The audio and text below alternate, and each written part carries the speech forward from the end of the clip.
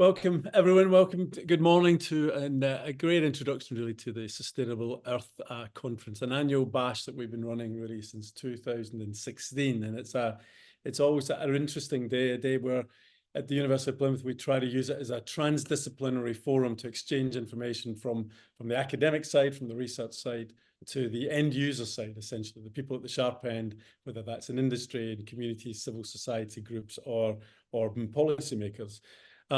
So our first event was in 2016. We've been running annually ever since then, apart from a time with COVID. But it's an absolute delight to be continuing this kind of exciting collaboration and kind of partnership space. And really to kick us off, I'd like to throw across to our incoming Dean of the Faculty of Science and Engineering. So Professor Chris Fogwill is actually technically still at Cranfield University, but we sneaked him across. He's sneaked across to Plymouth, and it's an absolute delight to see you there in Plymouth, Chris. And maybe you could give us some kind of introduction. Wonderful. Thanks, Iain. Thanks so much. Well, it's great to be here today. As Iain mentioned, I'm the incoming Executive Dean for Science and Engineering here at the University of Plymouth. And it's wonderful to be here today to offer a brief introduction, really, to some of the work that we're doing, but also lay, I guess, the scale of the challenge that we're up against. So obviously, the title of today's activity is looking at accelerating action on net zero through mobilizing people power. Now, this is absolutely crucial because, yes, we're a university, we do one part of this agenda, but actually it's our partners out there across the UK and beyond that really, really make the transformations possible that we need over the next 5 to 10 years to really enable climate resilient growth around the world.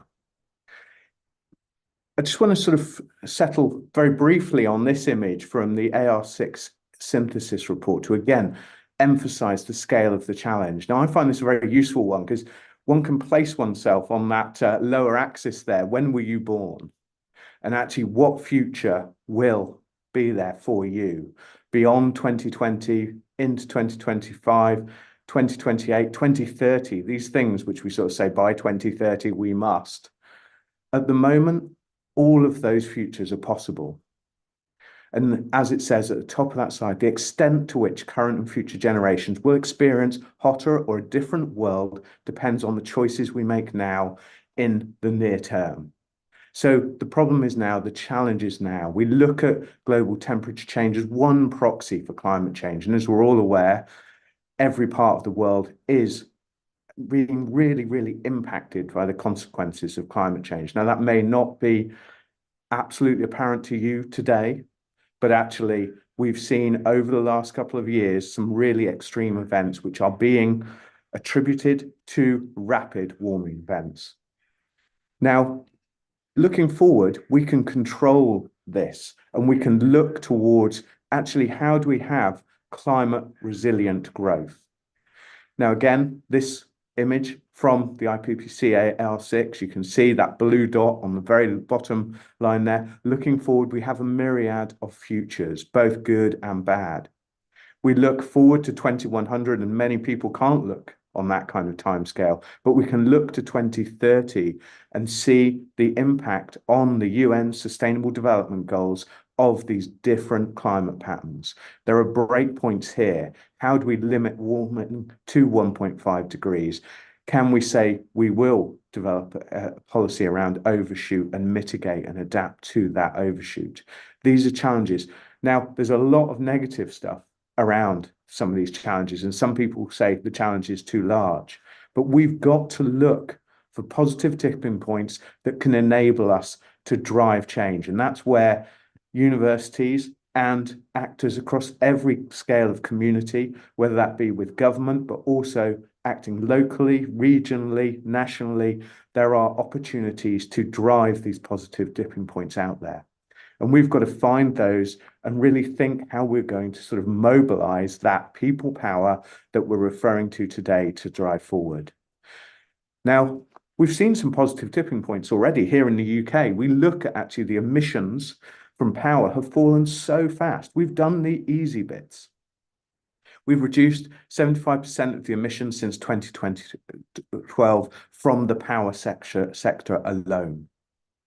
That's absolutely crucial. You can see on the side of this, and this is from the slightly old now image from the Committee on Climate Change, but we can see what we've done with power. We can see what we've done marginally with transport and marginally with industry and buildings, but we've still got huge areas and other sectors that are all flat. We need to make those adjustments now. It's us that is the challenge, us that is the problem. We've got to change our mindset on some of these significant challenges, whether it be transport and mobility, whether it be industrial, whether it be building challenges, agriculture, huge challenge, thinking about how we use water, how we bring water into that equation around energy is really, really valuable.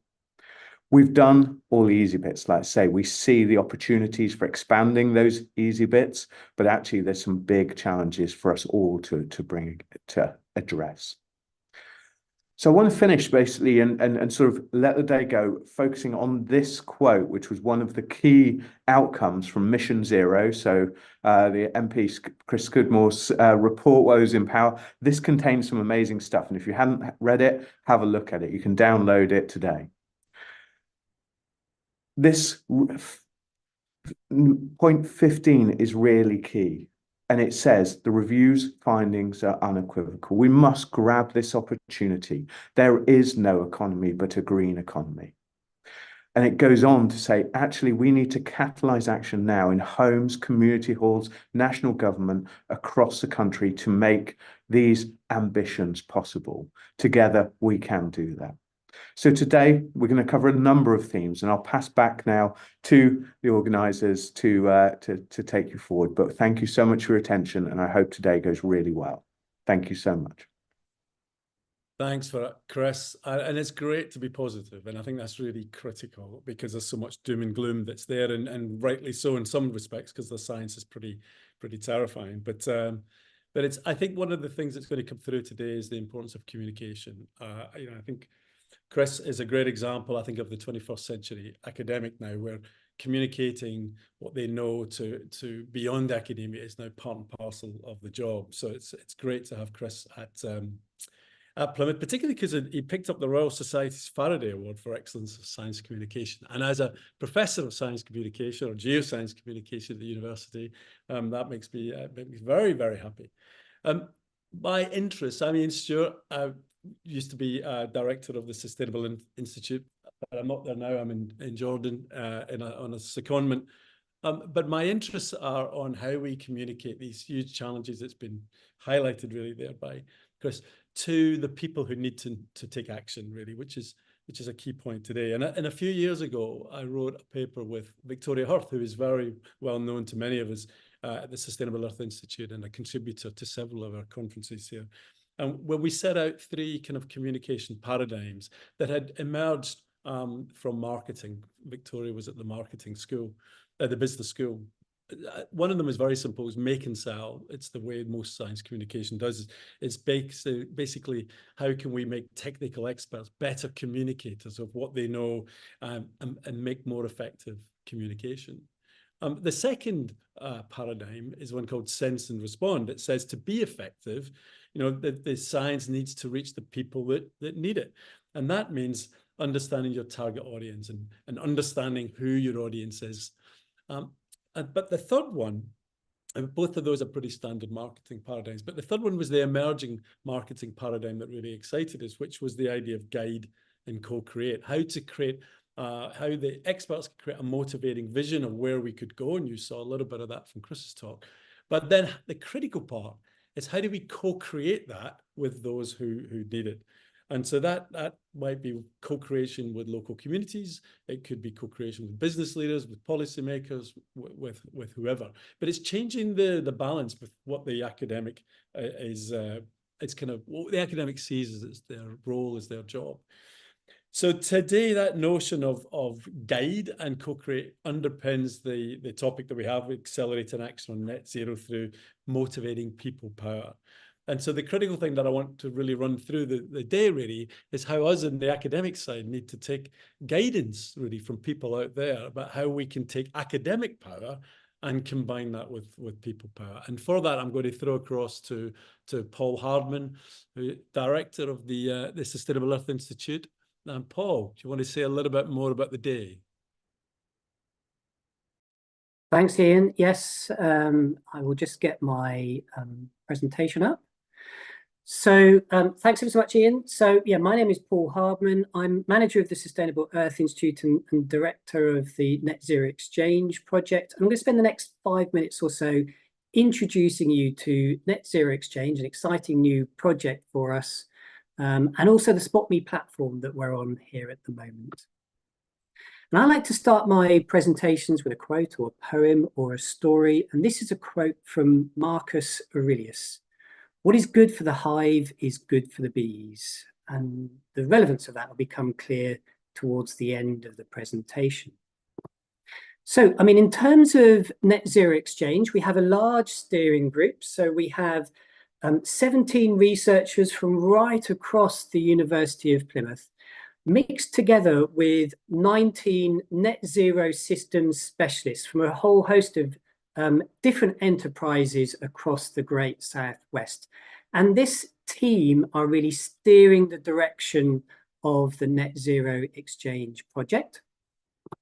We are an 18-strong team of individuals delivering a variety of different activities.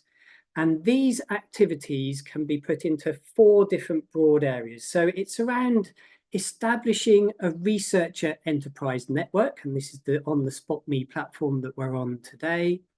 It's also around providing what universities call knowledge exchange events, and SE24 is a good example of that as a knowledge exchange event. It's about bringing people together and exchanging knowledge both from academics but also from enterprises and learning from each other. As well as that knowledge exchange side of things in terms of events, we also have knowledge exchange in terms of internships that we are delivering in Cornwall and the Isles of Scilly.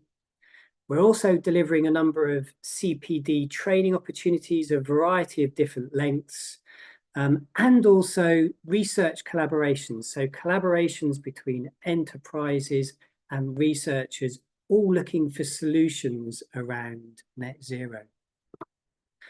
So I've talked about the steering group and the project team, but really Net Zero Exchange is you, everyone out there on the SpotMe platform.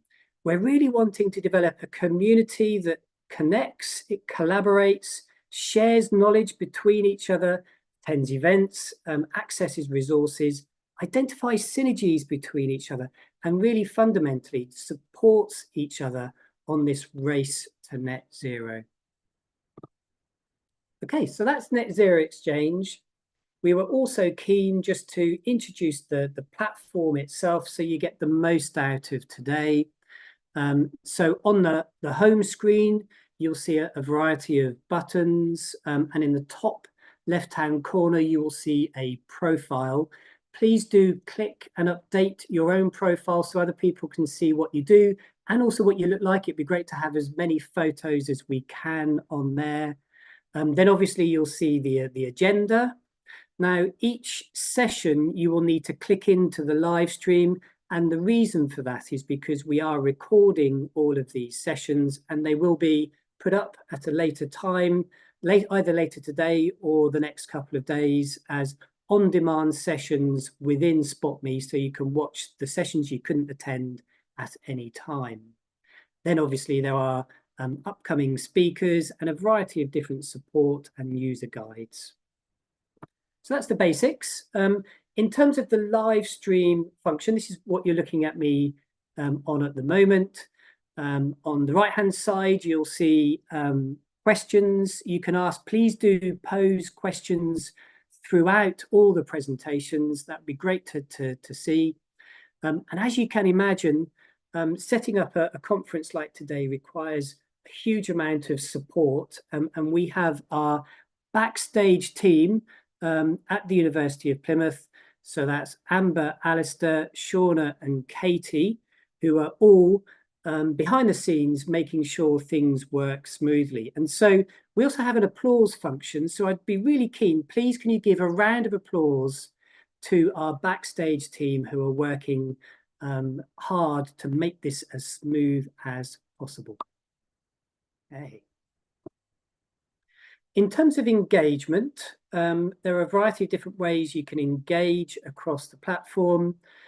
You can connect and network with people. Once you have connected, you can text and video call as well.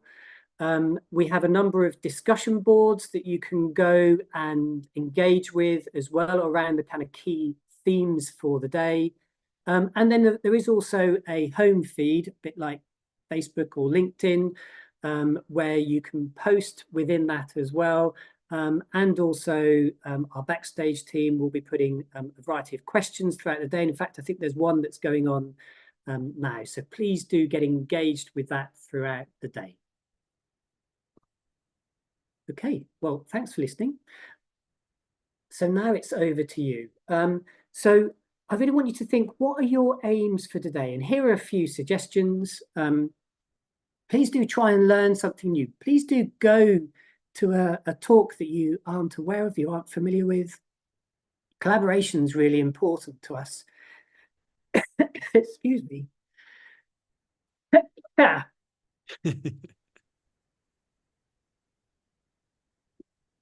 Don't worry, we'll cut this out in the edit. So please do collaborate with someone new, and action is just so important in this whole agenda. Please do try and do something new. So finally, why the quote? I'm sorry, I am suffering with a bit of illness at the moment, but ultimately, we want the network to develop and form in a way that you want to take the platform. So we really want an open, self-organizing or a hive network. And what is good for the hive is good for the bees. So thank you ever so much for listening. Thanks, Paul. I liked how you went all David Attenborough and it's just at the end there, getting into the animal part. That's great. So thanks for that. So you've got an idea now, everyone, of the nature of the day, what's planned. And so we can kick off, really. Our first keynote speaker is Emily Morrison, who's Director of Sustainability and the Just Transition at the Young Foundation. And we're emphasising about bottom-up, and the Young Foundation is intrinsically bottom-up, community research and social innovation by bringing communities, organisations and policymakers together. So if I can throw across to Emily and welcome her to the platform, and take it away, Emily. Thank you so much, and thank you very much, everybody, for having me to speak to you today. I think we've got some slides, which would be great to share. And as I was kindly introduced, I'm Emily Morrison. I'm Director of Sustainability and a Just Transition at the Young Foundation. We're a national charity and an independent research organisation. But where we first started with our founder, Michael Young, over 70 years ago, was through recognising that the lived experience of people and communities, particularly the poorest people and communities, was the most important stake in policy making, change and society. And we've continued to uphold that through how we work at the Young Foundation. So our focus is on the power of participation. That's participation in policy making, in research, innovation, and practice. It's also about participation and fair participation in all matters of everyday life. So there's a very strong justice element to what we do as well. And as a result, you'll note that we talk about a just transition, not just about reaching net zero. And I'll say a little bit more about that in the context of a people-powered journey to a just transition, which is what I'm here to talk to you about today. So if we could just move to the next slide. So I just want to start with this graph, which is the latest available data from DESNZ, the Department for Energy Security and Net Zero. And this is about their public attitudes tracker. And this is about the confidence for the UK to meet the 2050 target, which is our national target. And 2050 is too late and too far away in a lot of ways. And what's worrying about that in particular is that whilst we need to account for the fact that for the majority of people and communities, and this was referenced in the opening presentation, they can't see particularly a future that is that far away. None of us can. But it's still a long time to really rearrange the deck chairs, as it were. But still, you can see in the right-hand column there that across all parts of the country, the net confidence that we're going to reach that target, even that target, and lots of local authorities have much more proximate targets, with Nottingham's being the most ambitious, seeking to reach net zero by 2028, which is, only 4 years away.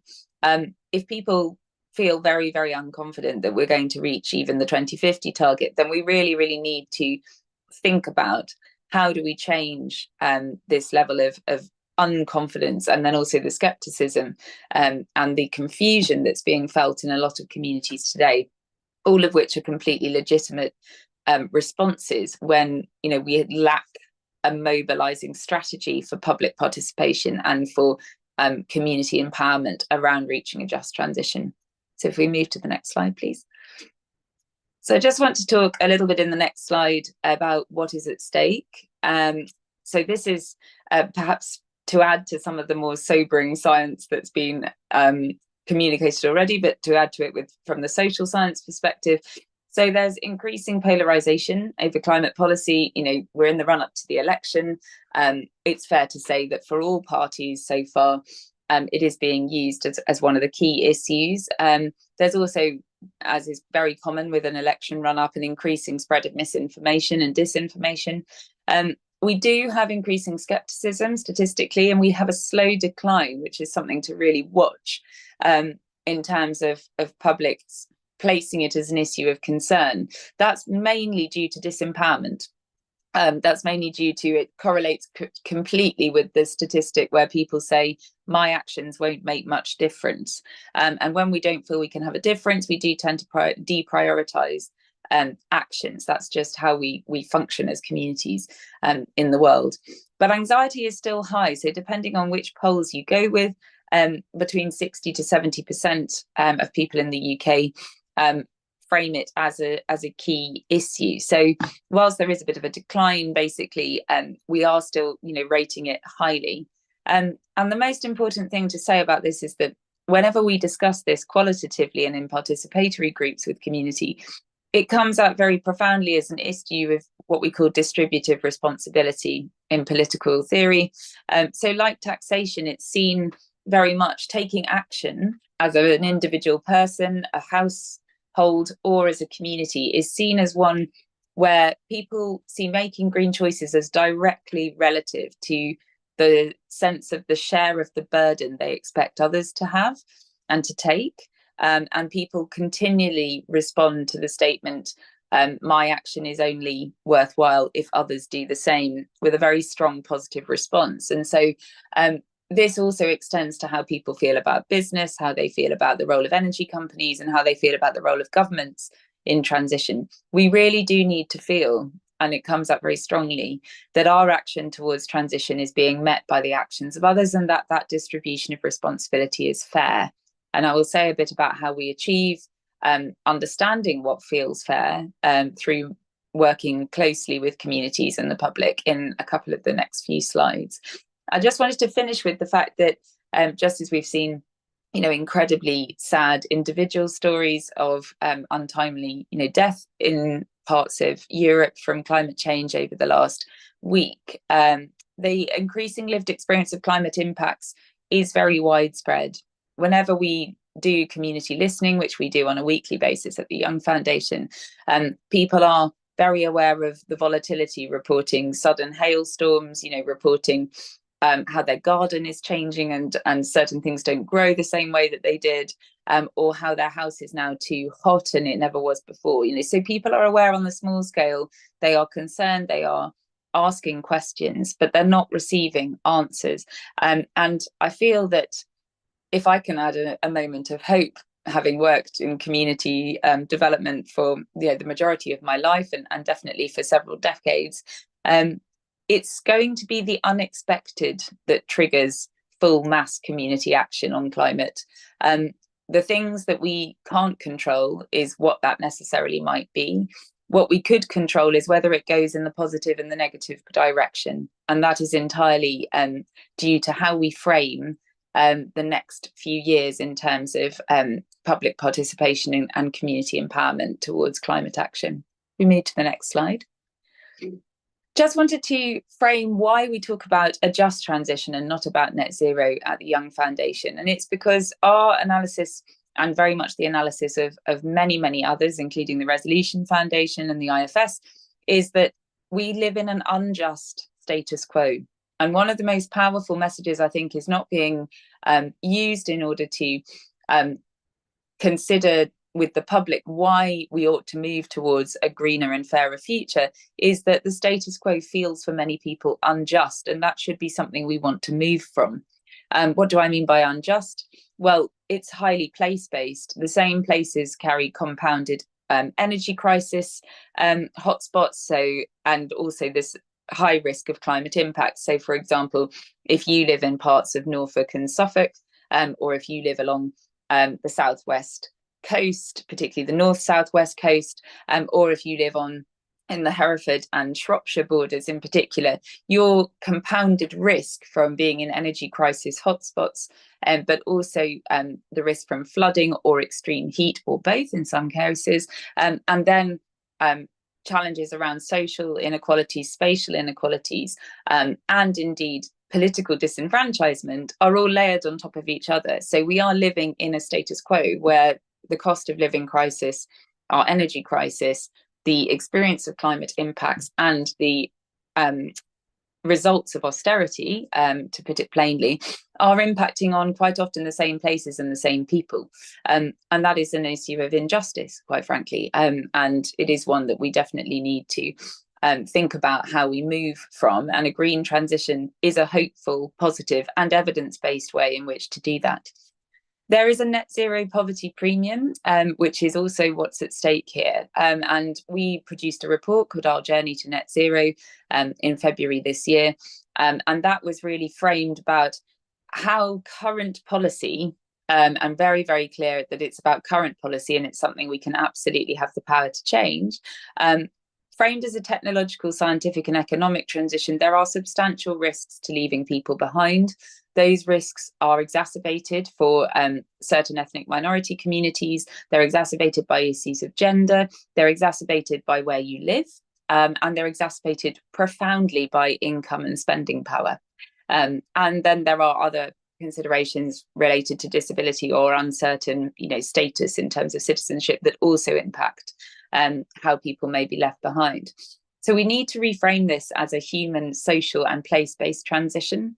And we also need to recognise that there will still, even if we do that, be intractable areas of trade-off. The social area, and I'll look at the 4 forms of participation in a moment, the social area about our rights and freedoms, but also our dependencies, what we feel able to change in terms of either our diet, the way that we move, can we do active travel, for example, even our own sense of how we control our own climate anxiety, for example. Some of these are big trade-offs in terms of how we live today. And I put mobility and then caring responsibilities as other ones where the extent to which we can change how we act will only vary so much, because these are linked to profound emotional and socio-historical experiences. This is not just a technological challenge. This is a highly emotive and highly human response that we need to make. But if I can just talk positively, the reason that we need to mobilise a people-powered transition is because communities are the site of friction, resistance or power. I am the last person to be entirely positivist about communities. They can be as exclusionary as they can be inclusive and empowering. But if 33% of action needed to decarbonise involves the public directly and 64% involves them indirectly, you don't have to be a statistician to add up that means that nearly 100% of the action we need to take to decarbonise relies in some way on public acceptance or public uptake or public participation. And the crucial thing is that when framed as an issue of collective action, when in other words, when people respond to the statement, net zero action will only be achieved if I act with others, 84% of people agree. So this makes it into a community issue. And that's why the rest of my presentation is framed around community and not just public, because we very much in this context need to move away from individualism and move away from this sense of individuals being saddled with the burden of just making their own choices rather than making choices alongside those supported by others. But also we need to think about the fact that this will only be the momentum we need if everybody acts together. So I'll just move to the next slide. So we did a 2-year study funded by the Nuffield Foundation, which was looking at family and community vulnerability and capability to reach net zero. And what this identified, and we did this through an incredibly systematic evidence review that brought together the social justice and the social and public policy literature alongside the issue on climate and energy scenarios and what scenarios needed to be achieved across all areas of life in order to reach net zero. And we identified, following that evidence review, 4 forms of participation, and we then did what we call ground truthing that with communities and neighbourhoods across the UK. And we spent a good 2 years doing that as well. And what came out of it, and these are broad categories, there's a lot of detail underneath them, and I'm very happy to share our story maps, which talk about each of them in great depth afterwards from our website at the Young Foundation after this session. But it identified 4 main forms of participation for communities and the public. One of this is social participation. This relates to, the changes that we might need to make in terms of diet, in terms of how we organise our leisure activities, in terms of how we think about, the small changes that we can make at home, how we navigate caring responsibilities, and the carbon footprint that those potentially might have. So if you're travelling a long way in order to care for someone, what are the changes around that? This is one of the most sensitive categories, and it was definitely one of the most polarising in our research. We then moved to economic participation. That's not just about having the money to, for example, invest in retrofit. It's also about having the sense of spending power and whether or not you can withstand a change to your monthly or even weekly, as some people are paid, weekly budgets, basically.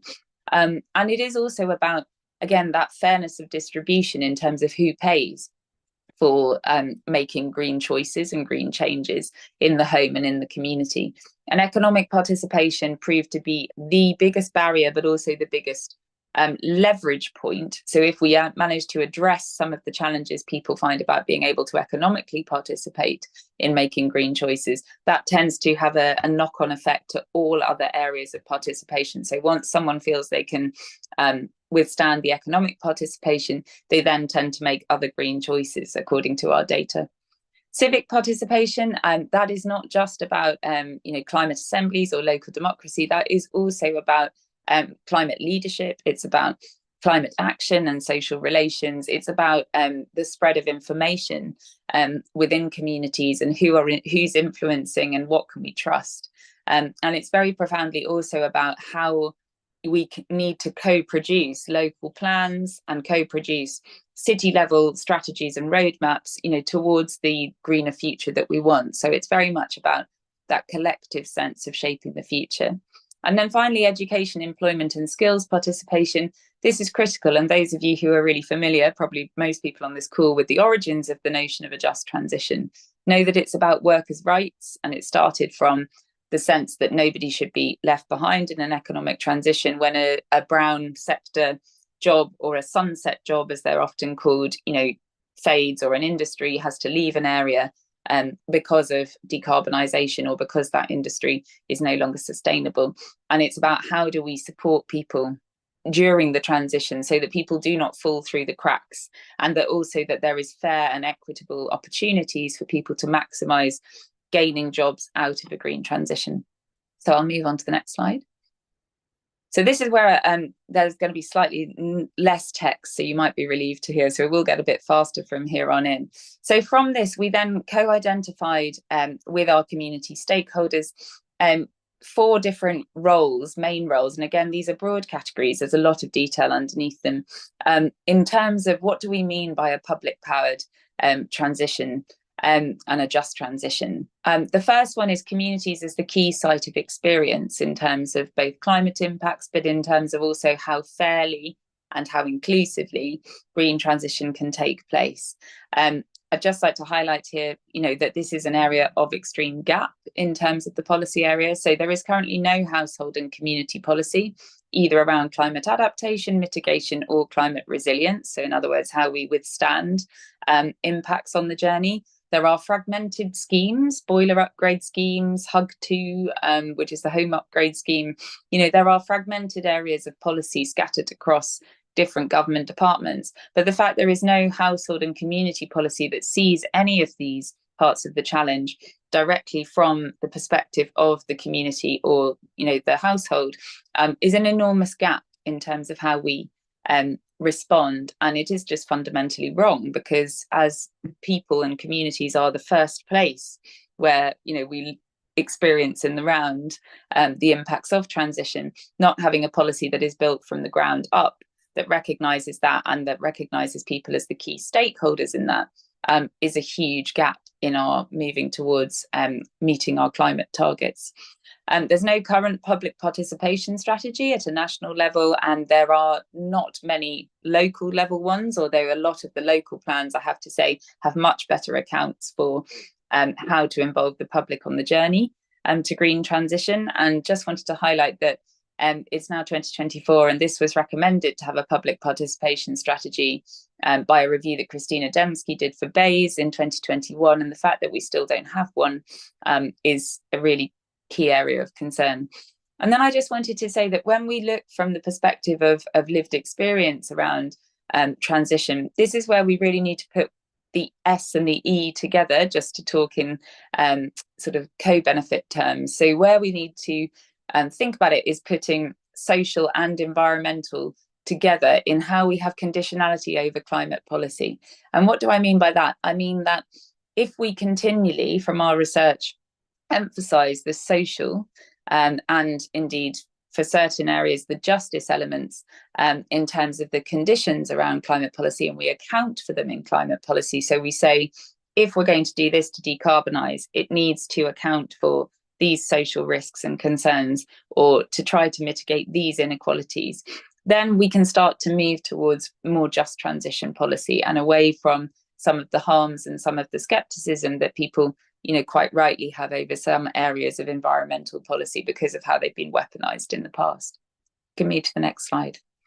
The second area was communities as constituents and co-decision makers. And what this looks like is fairly brief, and probably an area where a lot of people have done much wider work than we have ourselves. So new forms of local democracy and accountability will be needed on the road to a just transition. And that's not just citizen assemblies. Again, it's much more long-standing, much less short-term forms of how people can see and can hold to account the way that moving to a low carbon society is changing their lives. But it's also, as key constituents, recognising that there's inequalities in terms of risks and rights, in terms of decision-making power around everything from making changes to the home through to being able to have a voice within your local community. In particular, challenge that we found in our research was around tenants and people who live in mixed tenure, who have so little agency over being able to make decisions over retrofit as much as they might often want to, or to be able to do energy switching or make changes to the home. We can move on to the next slide. Then communities as co-architects of green pathways. There is a very big literature, particularly international literature, on the notion of green pathways, and that's a technological innovation, but also energy literature. And what we found was that we needed to start thinking about how do we create human pathways through transition that people can recognise themselves as a profile within. And people were thinking about how, through participatory methodologies, can communities be co-architects of green pathways? And that involves, sort of working through a long-term methodologies and in a very participatory way, which we're currently doing in 6 different local authorities, to identify what green pathways are for a different type of household or a different part of the community. It's also about thinking about what are the place-based narratives that we can co-create that will actually resonate and mobilise. And we know that place is a key site of climate action and of people power for climate. And I just wanted to highlight a couple of case studies. So, for example, Nottingham's Rebel City which I was fortunate enough to hear about via a fantastic presentation last week at the Regional Studies Association conference. And the idea there with Nottingham was the notion of, because of being so disenfranchised and often left behind in parts of the country, climate action has become a point of mobilisation and agency in Nottingham. And also framed very much around a just transition because of Robin Hood and the notion of redistributing benefits out of a just transition. Again, this needs to make sense to the city's identity and to how the citizens themselves feel, you know, sort of the climate transition impacts them and resonates with them and their place. And then I also want to highlight that we're working on the Luton Fairness Task Force, which is an incredible collaboration, bringing together a lot of different justice and community groups and representatives of faith groups and different ethnic minorities, all of whom have experienced different types of injustice in relation to poverty, deprivation, marginalisation, discrimination. And that has had a very strong focus on the climate transition in terms of how to make it fair. And that's been very mobilising in terms of people who maybe would have been sceptical or not prioritised it as an issue, actually thinking this is actually a vehicle through which we might be able to deliver on some of our fairness goals and fairness promises. And then there's this final point, which we're doing a lot of work with the Department for Energy Security and Net Zero at the moment, which is the recognition that green technologies and schemes are only as good as the users and only good if people use them, basically. So we also increasingly see, and we are running a number of programs in terms of things like just retrofit, just transport, and my favorite, which is not run by us, but it's run by someone at Sheffield, called Just Heat, which I really hope has orange branding. And this is thinking about how do people with specific needs take part and be able to access and fairly and uptake in some of these green technologies. I'll just move on because I don't want to take all of the time, and I'm sure I'm already over. So next slide, please. Thank you. This is one of those areas where I'm much more interested to hear from all of you about what you see. But just to say that the final area that was identified with our community groups was communities as leaders and agents of change. And this will necessarily look very different and disparate across the country in terms of how people choose to mobilise and to be active, and in terms of what's needed. So I won't linger on this slide, even though it is one of the most important unexpected parts of the piece, as it were, and only unexpected in that we don't always know what the activism that's going to come out of response to climate crisis is going to look like.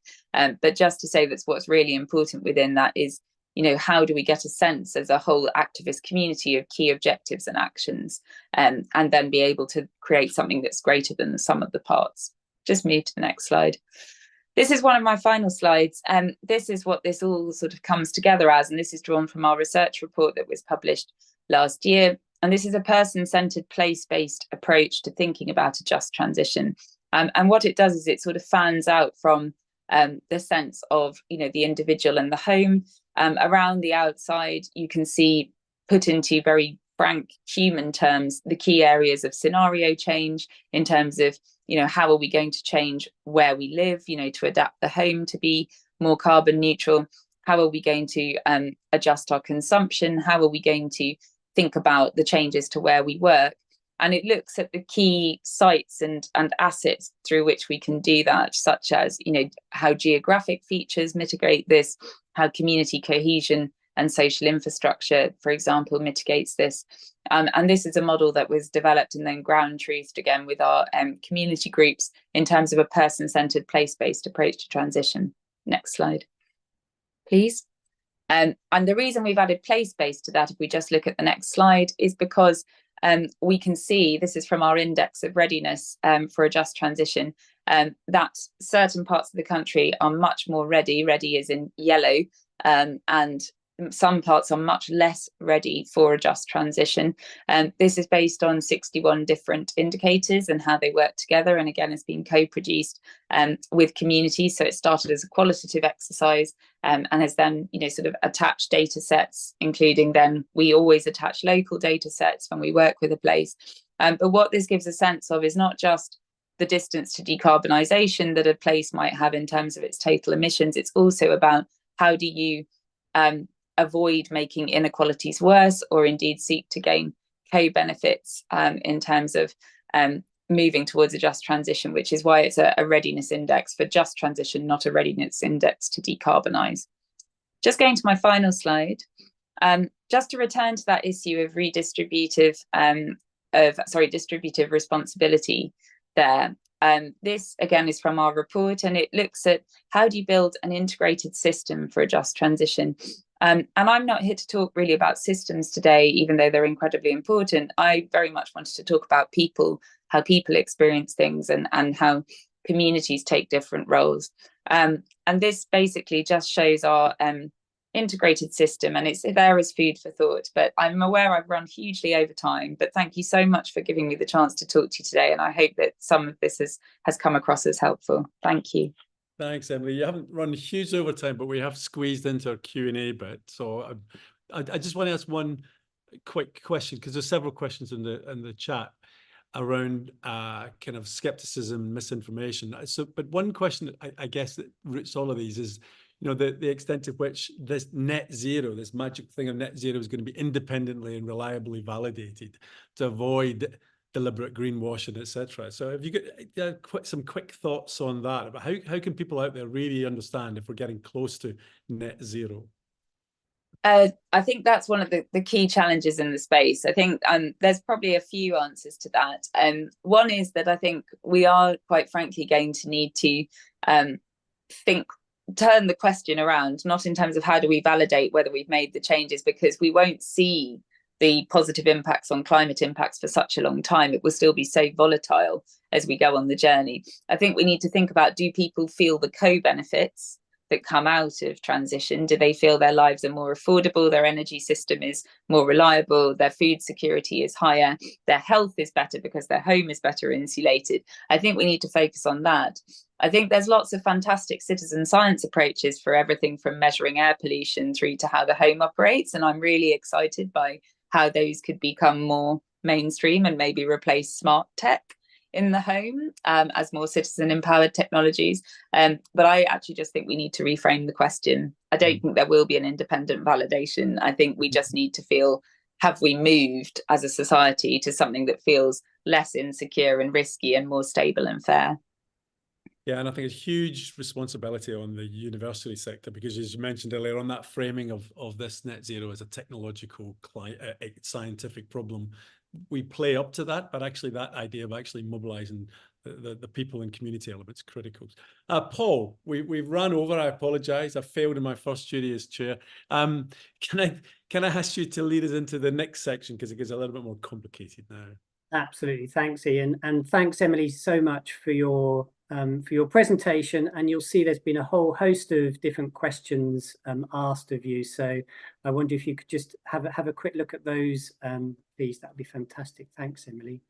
And moving on to the next section, you will need to come out of this session and then into the next session, which is all around the built environment. So people power within the built environment. So we'll move on to the next session now. Thank you ever so much, everyone.